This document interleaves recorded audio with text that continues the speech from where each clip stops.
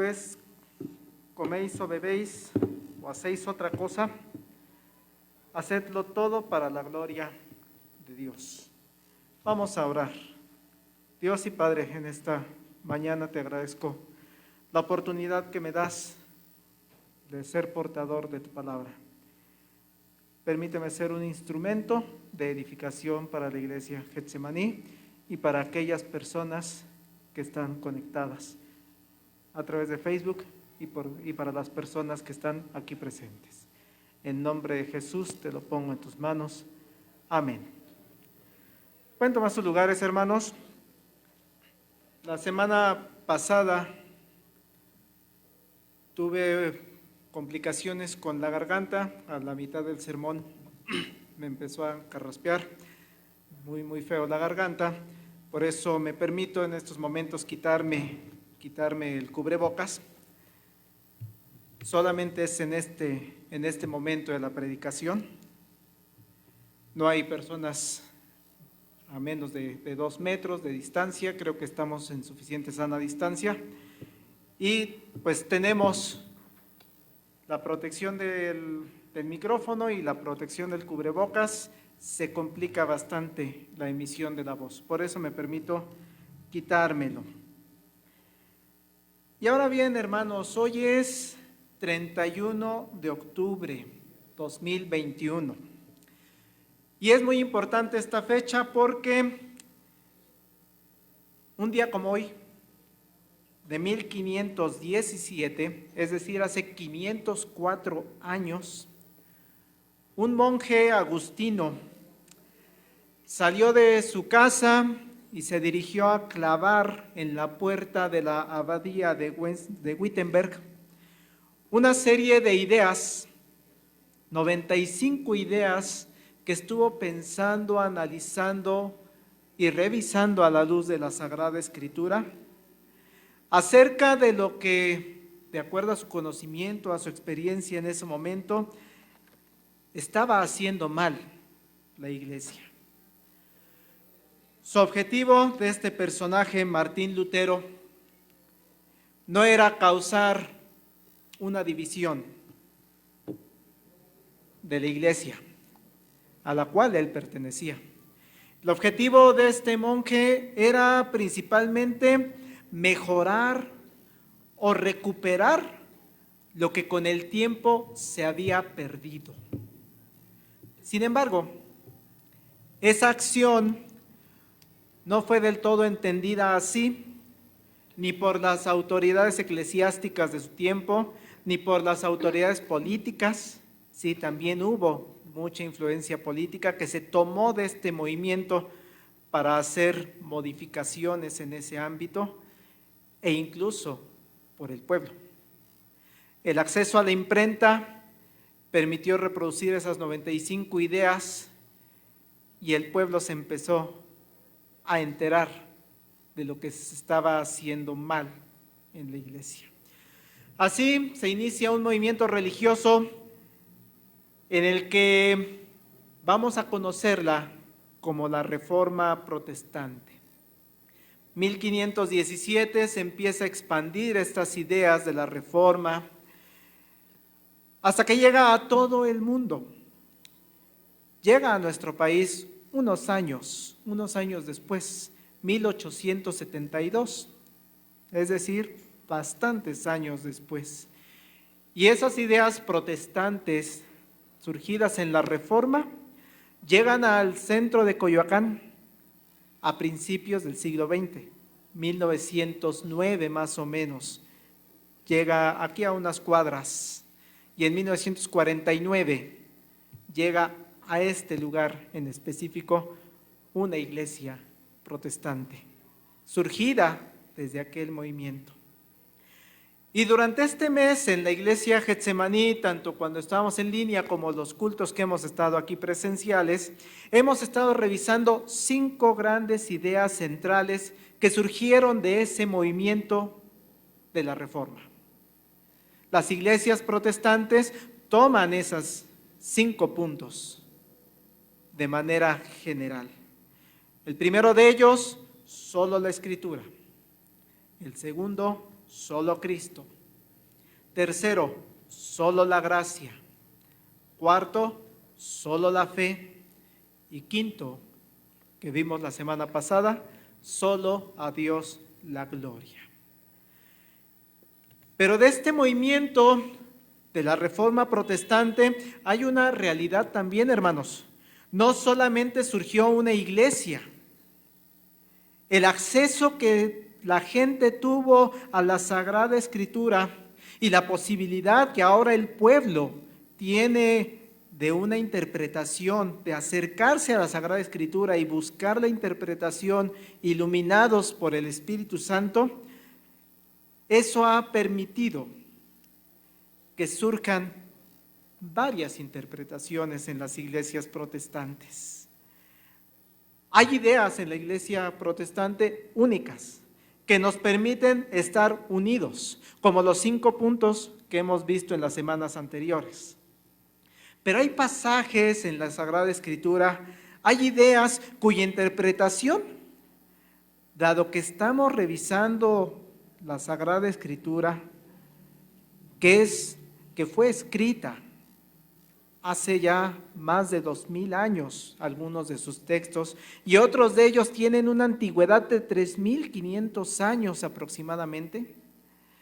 El hecho de que la Sagrada Escritura fue redactada en un contexto diferente, en una geografía diferente que muchos de nosotros no conocemos, en un entorno cultural tan alejado de la cultura mexicana o la cultura de la sociedad de la Ciudad de México. Estamos leyendo un escrito que fue redactado incluso en un lenguaje distinto al que manejamos ustedes y yo, en el hebreo, en el arameo, en el griego. Toda esa situación ha llevado a que surjan dentro del protestantismo diversas denominaciones. Algunos de nosotros conocemos a muchas de esas denominaciones y tenemos hermanos con los cuales saludamos y convivimos e incluso adoramos juntos. Seguramente han ustedes escuchado de la iglesia bautista, la iglesia metodista, la iglesia anabaptista o una muy reciente relativamente, pensando en 504 años de la Reforma, que surge en el siglo XX, las iglesias pentecostales, y más para acá en los años 50, 60, que surgen las iglesias carismáticas. Y entre todas esas denominaciones, nosotros tenemos una identidad presbiteriana. Nosotros pertenecemos a la iglesia presbiteriana.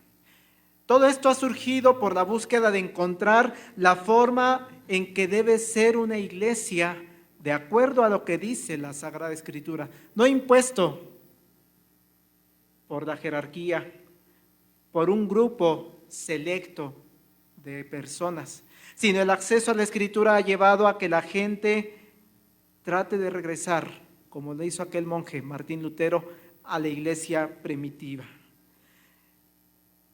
Así, hay quienes al estudiar la Sagrada Escritura, por ejemplo, vemos diferencias en el bautismo. Hay quienes dicen, no, es que solo se debe administrar a los adultos, mientras que otros, cuando leemos la Sagrada Escritura a la luz del pacto, decimos, también se puede bautizar a los menores, a los niños. O cuestiones como, por ejemplo, si las decisiones que debe tomar una iglesia corresponde a toda la iglesia en conjunto. Las iglesias congregacionalistas, donde para decidir de qué color pintamos el templo hay que reunir a toda la iglesia para que voten. O hay iglesias que vemos en la Sagrada Escritura que es un grupo de personas, de líderes, los que pueden tomar esa serie de decisiones. Un consejo de ancianos para gobernar. También cuestiones, por ejemplo, en la Santa Cena, si se permite participar a personas que vienen de visita a nuestra iglesia y que vienen de otras denominaciones, comunión abierta, o hay iglesias, denominaciones que dicen, no, mi comunión es cerrada, solamente los miembros de mi denominación y de mi iglesia pueden participar en este sacramento. O un último punto que quisiera mencionar de esas diferencias que se han ido dando a lo largo de los años en las iglesias protestantes es, por ejemplo, el papel del Espíritu Santo. Si los creyentes, para demostrar que tenemos el poder del Espíritu Santo, tenemos que hablar en lenguas, o no es necesario hablar en lenguas. Estas son algunas de las ideas, hermanos, que se han dado en las diferentes denominaciones. Pero dice San Agustín, uno de los padres de la iglesia, cuya teología es muy importante para la iglesia presbiteriana, dice él, en lo esencial, unidad; en lo dudoso, libertad; en todo, caridad o amor. Unidad con las iglesias en esos 5 puntos que mencionamos la semana pasada. En lo dudoso, libertad; y en todo, caridad o amor. Y ante este panorama, usted y yo estamos hoy reunidos en una congregación presbiteriana, algunos a través de las plataformas de Facebook, algunos aquí de forma presencial. Y una de las cuestiones que quisiera resaltar en este día es, bueno, ¿y cuáles son nuestras características distintivas como iglesia presbiteriana? Y hay muchas cosas que hablar, hermanos. Solamente quisiera detallar algunos conceptos que muy seguramente algunos de ustedes ya conocen, pero hay personas que han ido conociéndonos, integrándose a nuestra iglesia y que tal vez les resulta todavía desconocido. ¿Qué distingue al presbiterianismo? ¿Cuál es el sentido presbiteriano de nuestra vida? Así que lo primero que quisiera resaltar es que nos apegamos a los 5 solas, que hemos tenido la oportunidad de revisar en las semanas pasadas. Creemos que solo la Escritura, solo Cristo, solo la gracia, solo la fe y que solo a Dios la gloria. De ahí partimos y nos unimos con las demás iglesias protestantes. Pero quisiera enfatizar esa parte de la Sagrada Escritura, y es que la iglesia presbiteriana y las personas que nos reunimos en una iglesia presbiteriana buscamos en todo momento ser renovados a la luz de la Sagrada Escritura, del texto bíblico y por el poder del Espíritu Santo. Una persona presbiteriana hace suyo el texto bíblico del Salmo 119, 105. Lámpara es a mis pies tu palabra y lumbrera a mi camino. Todo lo que ocurre, todo lo que necesitamos saber, lo basamos en gran medida en este texto. La Sagrada Escritura es central para el presbiteriano. Lámpara es a mis pies tu palabra y lumbrera a mi camino. Y no hay ningún otro documento de origen humano que esté por encima de la palabra de Dios. Porque creemos que la palabra de Dios, la Biblia, es inspirada por el Espíritu Santo, es decir, por Dios mismo. Así lo establece la carta que escribe Pablo a Timoteo, en el capítulo 3, versículo 16. Toda escritura es inspirada por Dios. Y también creemos que la Sagrada Escritura es verdadera. Así lo establece en Juan 17, 17. Santifícalos en tu verdad. Tu palabra es verdad. Por eso todo lo que queremos saber o necesitamos saber o cuestionar, acudimos a la Sagrada Escritura. La Sagrada Escritura es suficiente porque aquí en esta palabra no vamos a encontrar lo que queremos saber, sino lo que necesitamos saber. Dios se ha revelado y ha revelado lo que Él le ha placido, lo que Él sabe que su iglesia necesita saber. Escudriñar las Escrituras porque a vosotros os parece que en ellas tenéis la vida eterna y ellas son las que dan testimonio de mí. Lo dice el Señor Jesucristo. Es suficiente porque en ellas vamos a encontrar lo que necesitas saber para la salvación. Vamos a encontrar cuál es el objetivo de nuestra vida, cuál es ese sentido presbiteriano que nos mueve en este mundo. Y además, la palabra de Dios es poderosa, ya que a diferencia de muchos otros escritos a los que podríamos acercarnos de índole humana, a los escritos de grandes sabios, la Biblia tiene una característica más. La Biblia tiene poder para cambiar la vida de las personas. La palabra de Dios tiene el poder de cambiar la vida de las personas. Allá en la carta a los Hebreos 4, versículo 12, porque la palabra de Dios es viva y eficaz, y más cortante que toda espada de dos filos, y penetra hasta partir el alma y el espíritu, las coyunturas y los tuétanos, y discierne los pensamientos y las intenciones del corazón.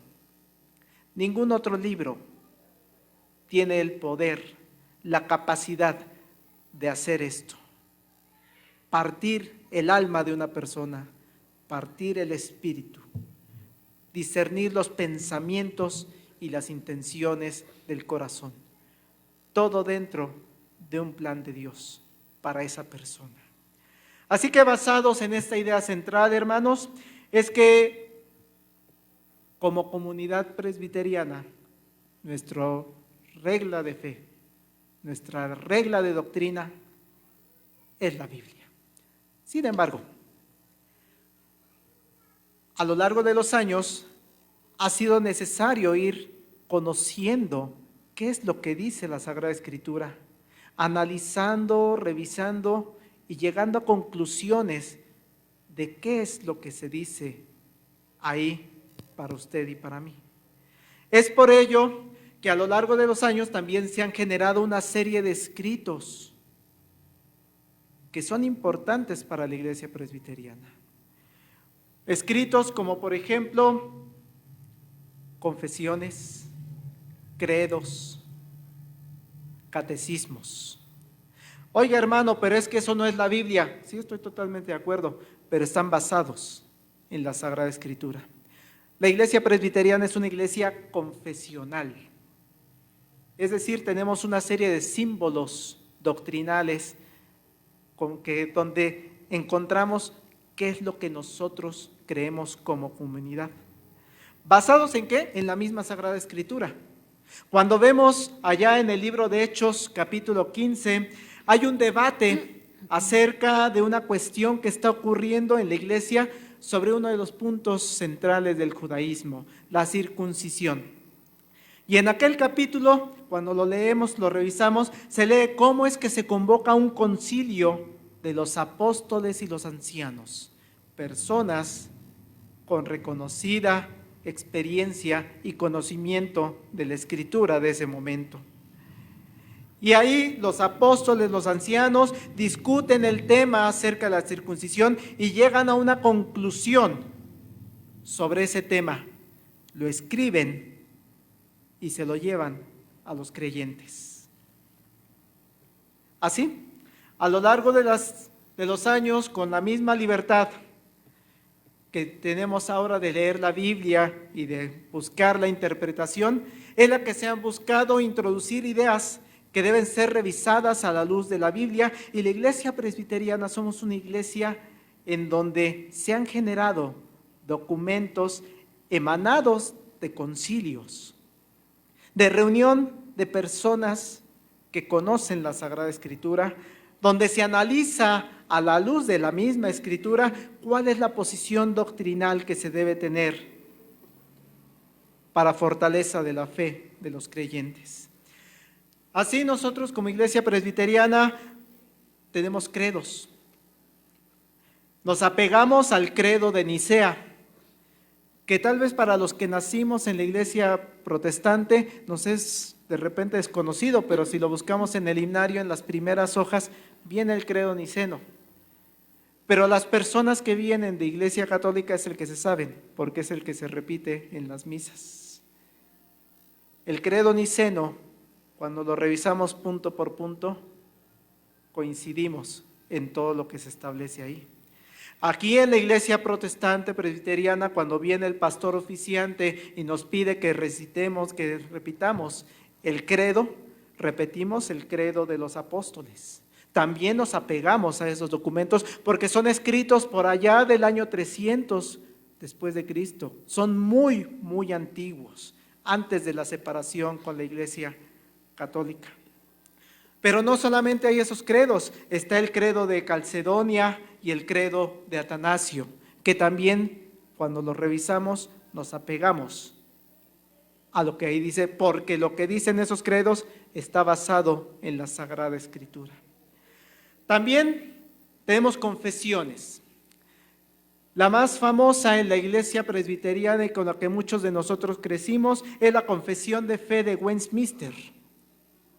Es la que estudiamos de repente en las escuelas dominicales, pero también cuando revisamos la segunda confesión helvética o la confesión que hizo la iglesia de Escocia o la iglesia belga, también tiene características que van definiendo la doctrina como iglesia presbiteriana. E incluso como iglesia presbiteriana, nuestra doctrina la llamamos también calvinista, porque cuando revisamos son unos libros gruesos, gordos, que escribió Juan Calvino, la institución de la religión cristiana. Y ahí viene detallado cómo Calvino entra al estudio de la Sagrada Escritura y va sacando las ideas de qué es lo que dice la Sagrada Escritura.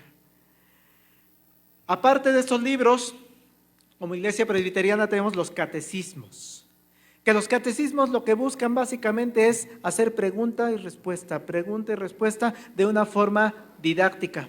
Ay, hermano, es que en la época actual la pedagogía ya no se mueve así. Tomemos en cuenta que muchos de esos fueron escritos en 1600, en 1700. Por eso traen la estructura de pregunta-respuesta. Pero a nuestros catecúmenos les mostramos, por ejemplo, el catecismo de Westminster. Hay uno menor, que las preguntas son muy concisas, las respuestas muy concisas, y hay uno mayor donde se amplían, por ejemplo, algunas respuestas. Pero también está el catecismo de Ginebra, el catecismo de Heidelberg, que últimamente hay también en el Faro, si no mal recuerdo, documentos que nos van describiendo el catecismo de Heidelberg. Y allá, cuando surge uno de los grandes debates con Arminio acerca de la salvación, se hace un concilio y salen un documento que conocemos como los cánones de Dort, en donde salen 5 puntos calvinistas, 5 puntos que creemos acerca de la salvación y que nos hacen diferentes, por ejemplo, con los que se apegan a las ideas de Arminio, como es la iglesia metodista. Así, cuando surge un tema doctrinal complejo, podemos acudir a estos documentos. Documentos elaborados por concilios, analizados y basados en la Sagrada Escritura.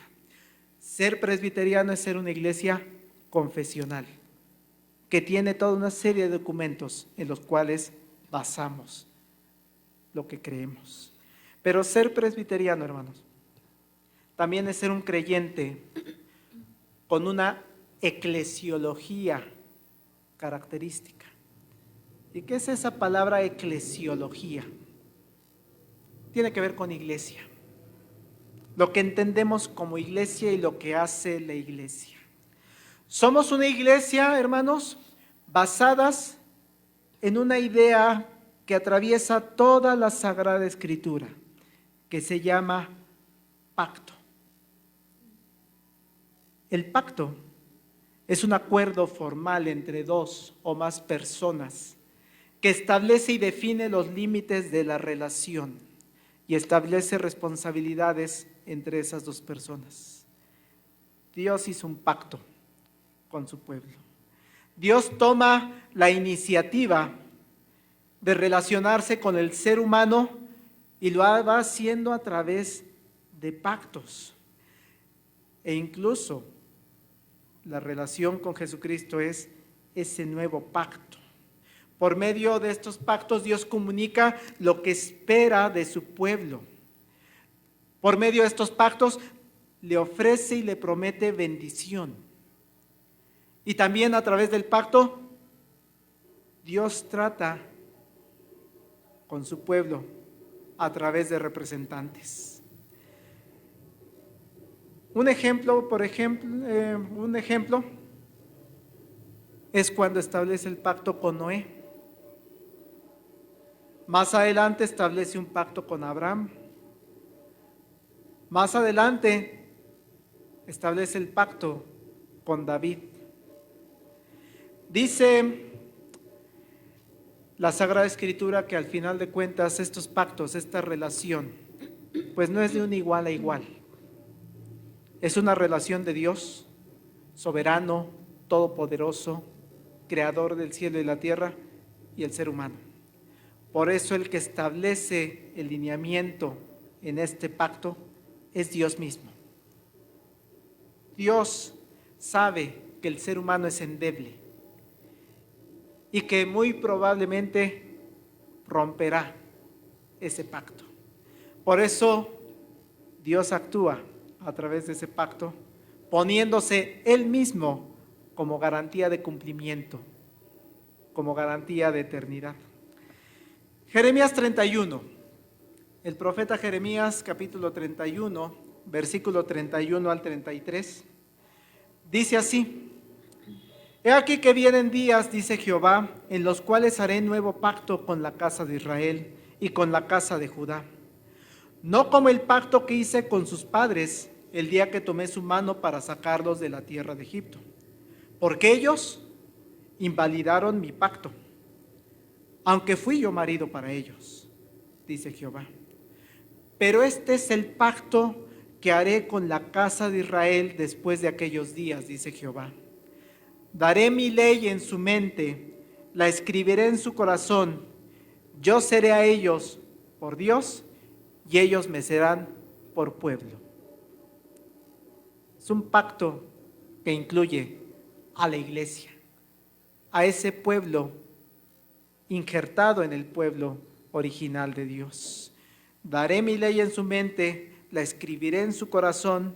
Yo seré a ellos por Dios y ellos serán por pueblo. Por eso usted y yo, hermanos, podemos incluirnos en el pueblo de Dios y podemos acercarnos a Dios y decirle, mi Dios, o podemos decirle, Padre nuestro. Allá en Mateo 26, verso 26 al 28, un pasaje que también seguramente muchos conocemos. Mientras comían, tomó Jesús el pan y bendijo y lo partió y dio a sus discípulos y dijo, tomad, comed, esto es mi cuerpo. Y tomando la copa y habiendo dado gracias, les dio de beber, diciendo, bebed de ella todos, porque esto es mi sangre del nuevo pacto, que por muchos es derramada para remisión de los pecados. Creemos en un Dios que cumple su pacto, la parte que a Él le corresponde y que Él tomó, conociendo la posición del ser humano, para nuestra salvación. Así que ese pacto tiene su continuidad, hermanos, en nosotros, en su iglesia, en su pueblo. Y ese pacto lo recordamos cuando pensamos en los sacramentos. La Santa Cena, que sustituye a la Pascua judía, forma parte de toda esta estructura pactual de Dios con su pueblo. El bautismo, que sustituye a la circuncisión, que era la marca del pacto, también está embebido en este ambiente pactual y por eso nosotros bautizamos niños. La Iglesia Bautista no ve el bautismo desde un punto de vista del pacto, lo ve desde otro punto de vista, desde la salvación, y por eso se dicen, un bebé no puede decidir y no puede, sí, está bien. Pero nosotros como presbiterianos vemos el bautismo desde el punto de vista de un pacto, que los pequeños forman parte de ese pacto. Así la vida de la Iglesia Presbiteriana está inmersa en la Sagrada Escritura en primera instancia, está sustentada en una serie de símbolos doctrinales emanados de la Sagrada Escritura y está inmersa también en una idea de un pacto que tiene Dios con su pueblo. Pero quisiera hablar de solo 2 puntos más, hermanos, característicos del pueblo presbiteriano y que tiene que ver con la eclesiología, con la iglesia. Uno de ellos es la liturgia. Oiga, hermano, qué palabra tan complicada. Vamos a ponerle el orden que seguimos en nuestros cultos, la forma en la que lo llevamos a cabo nuestros cultos. La adoración comunitaria es importante y es bíblica, no dejando de congregarnos, como algunos tenemos por costumbre. Pero esta adoración comunitaria está basada en un orden que viene en la Sagrada Escritura. Una adoración comunitaria cristocéntrica, en donde Cristo ocupa el centro del culto. Y en esta adoración comunitaria buscamos como iglesia en todo momento agradar a Dios. No agradar a los hombres, agradar a Dios. Veía ayer una conferencia de un gran director de coro, Juárez Lincoln, y en una de las preguntas que le hacían decía de una experiencia que también hemos visto algunos en Facebook, donde sale la persona y le dice al pastor, pastor, no me gustó hoy la alabanza, y le contesta el pastor, qué bueno, hermana, porque no era para usted, o sea, es para Dios. El culto es para Dios, es de edificación. Dice, qué bonito es cuando sale uno del culto y le dicen, hermano, en lugar de no me gustó la alabanza, nos dicen, hermano, la alabanza me edificó. Es diferente. Ahí hay una diferencia grande. Así que esta adoración comunitaria buscamos en todo momento agradar a Dios, no a los hombres. Y por ello, en la oración que hago al principio, también por eso le pido a nuestro Dios, permite que solo seamos un instrumento. Hermano, qué bonito habló. Hermano, qué bonito predicó. Hermana, qué bonito tocó. Hermano, qué bien estuvo la transmisión. Hermano, qué bonito cantó. Dice en esta conferencia que en el culto, el grupo, el coro, el cantante, los músicos, los que dirigen, en algún momento debemos buscar desaparecer y que solamente aparezca la gloria de Dios, que todo es para la honra y la gloria de Dios.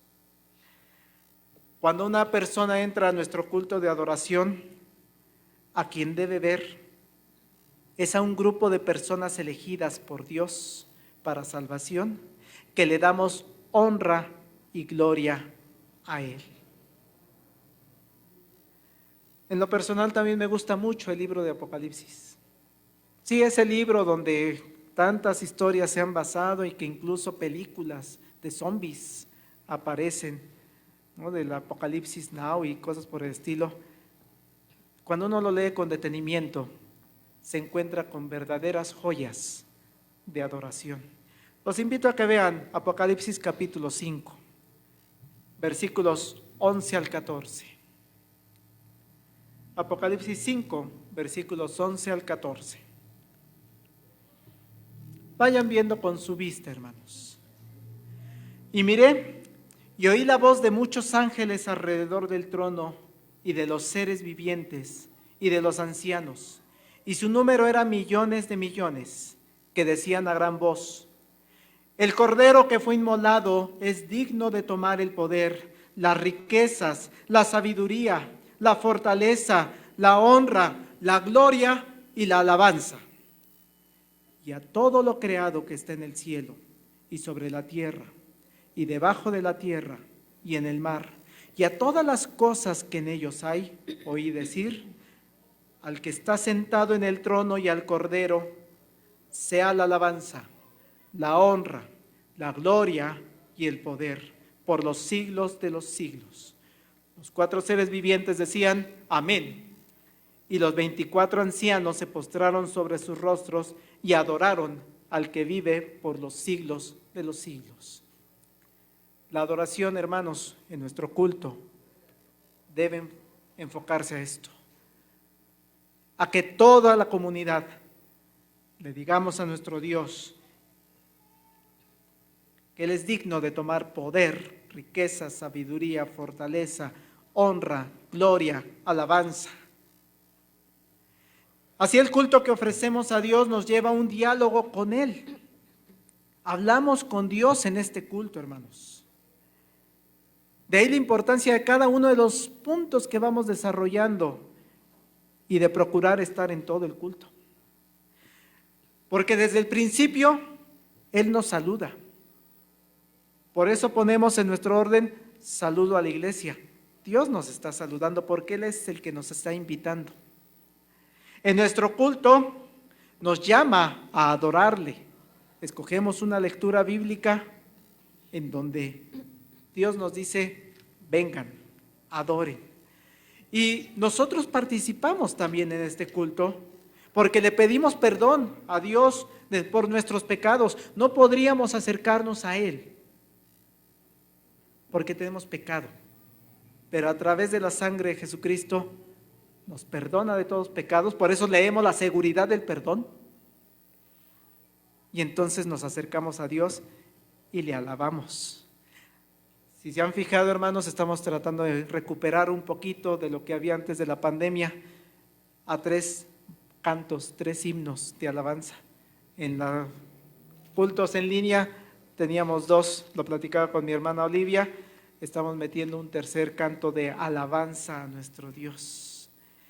Y después, hermanos, en nuestro culto, después de que le alabamos y le dijimos, como dice Apocalipsis, que Él es digno de recibir honra, gloria, poder, alabanza, estamos atentos a escuchar su palabra.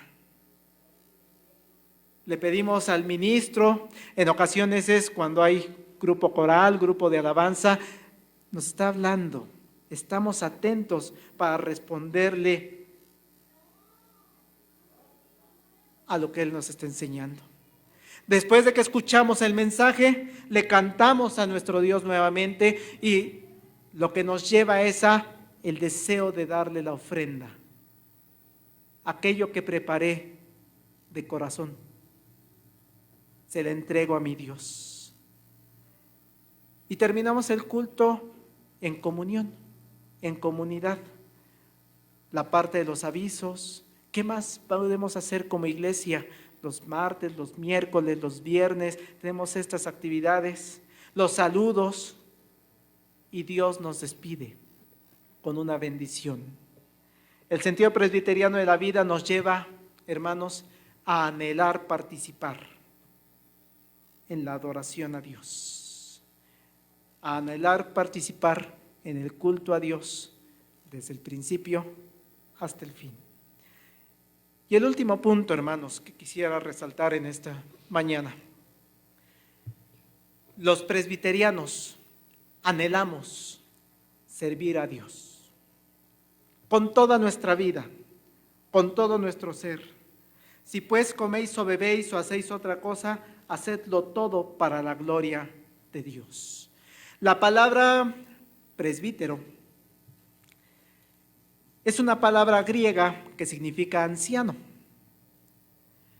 Y siguiendo las enseñanzas de la Sagrada Escritura que le da a Timoteo y a Tito, y también basados en gran medida en la forma de gobierno del pueblo de Israel en el Antiguo Testamento, es que la iglesia presbiteriana es dirigida por un grupo de ancianos. Ancianos elegidos por la misma congregación y que cuando se reúnen forman lo que conocemos como un consistorio. Por eso nuestra forma de gobierno, a través de ancianos de iglesia, a través de este consistorio, nos da el nombre distintivo de presbiteriana. Siempre que veamos iglesia presbiteriana, tienen un consejo de ancianos, un consejo de presbíteros, que se reúnen para dirigir la iglesia. Ahora bien, la palabra presbítero también es sinónimo en la Sagrada Escritura de la palabra obispos. Obispo son supervisores de la iglesia, la misma función que hacen los ancianos. De ahí la importancia, hermanos, de este pasaje que le da Pablo a Timoteo en 1 Timoteo 3:1. Palabra fiel: si alguno anhela obispado, buena obra desea. Si alguno anhela ser anciano de iglesia, buena obra desea. Y estoy seguro, si le preguntamos a los actuales hermanos ancianos de la iglesia, nuestra iglesia tiene 3 ancianos ahorita: mi hermano Daniel, mi hermano Gabriel, mi hermano Isaías. O aquellas personas que hemos tenido la oportunidad de ser ancianos de iglesia en otras comunidades o en esta misma, pero ahorita estamos en receso. Si les preguntáramos, ¿cómo les ha ido? Seguramente la respuesta, hermanos, va a ser: híjole, mucho trabajo. Hemos tenido que invertir mucho tiempo. Hemos tenido que invertir incluso dinero de nuestros bolsillos. Y además, todas las labores que hacemos como ancianos de iglesia es sin pago en efectivo. Así que muy seguramente las personas que nos ven, las personas que se encuentran aquí presenciales, si les preguntara: oye, ¿algún día quieres ser anciano de iglesia? No, hermano, no, pues es mucho trabajo. No, hermano, requiere muchos recursos, ya nos dijo, ya nos espantó. No, o sea, pues ¿quién se va a andar animando? Y ya ni les digo de ser pastores,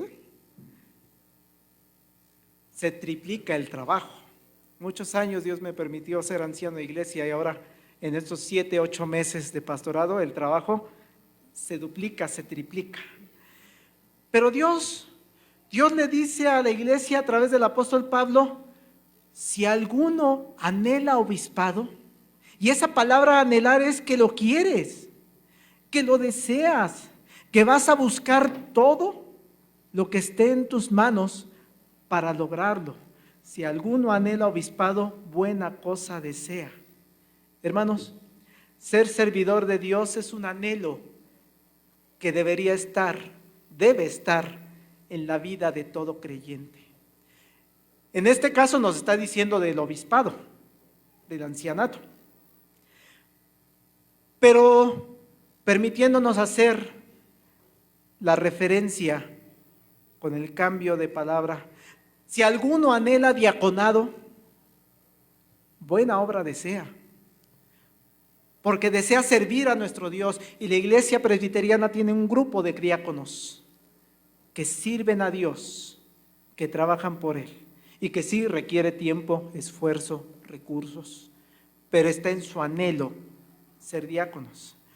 O cambiémosle: si alguno anhela estar en la sociedad femenil, si alguno anhela estar en la clase de jóvenes, si alguno tiene el anhelo de entrar al estudio bíblico, a la reunión de oración, a venir al templo, a realizar la limpieza, o es más, si alguno anhela ser la persona que está a la entrada colocando gel o saludando a las personas que van entrando, es un buen anhelo.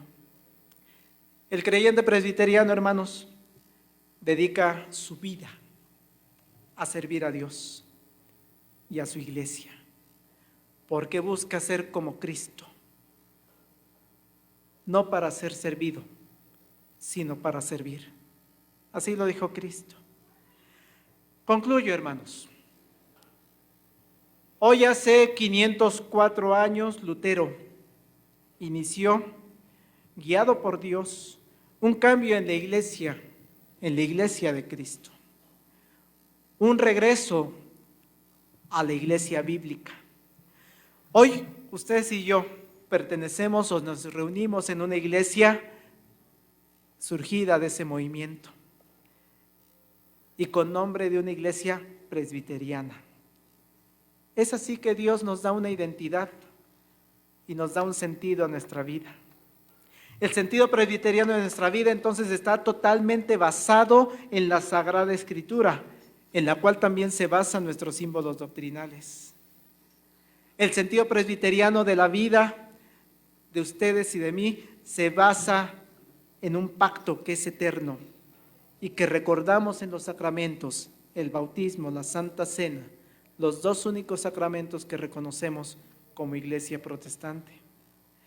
El sentido presbiteriano de la vida nos permite participar con entusiasmo y con amor en la adoración comunitaria, en el culto establecido por Dios bíblicamente, donde tenemos un diálogo con Dios y donde somos edificados a través de esta adoración.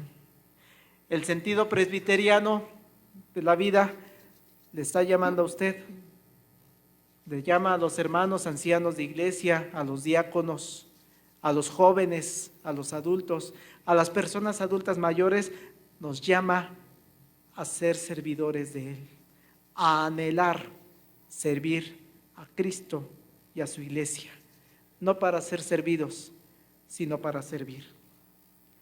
Si pues coméis o bebéis o hacéis otra cosa, hacedlo todo para la gloria de Dios. Los invito a que nos pongamos en pie, oremos a Dios y después cantemos el himno número 438.